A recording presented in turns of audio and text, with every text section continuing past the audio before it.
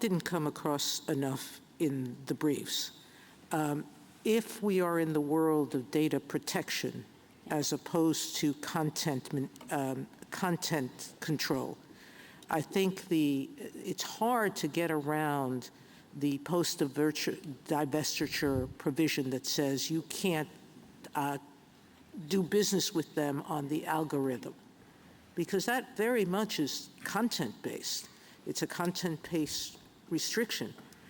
But what you're saying is you can't do it for a data control reason, meaning that you can't really run their algorithm without sharing the very data that we are concerned about as a threat, correct? That's right, Justice Sotomayor, and you don't have to take my word for it. You can look at the specific terms of the National Security Agreement that ByteDance itself proposed. The relevant definition of the accepted data is at JA 239 to 240, and it references categories of information that would, of necessity, technological necessity and business necessity, have to flow back to China.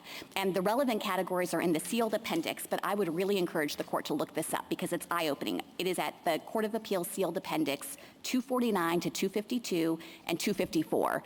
If you look at that information, it was a wealth of data about Americans that was going to have to go back to China in order for the platform to just continue its basic operations. And there's a legitimate commercial justification for that, but it creates this gaping vulnerability in the system because once that data is in China, the PRC can demand that ByteDance turn it over and keep that assistance secret.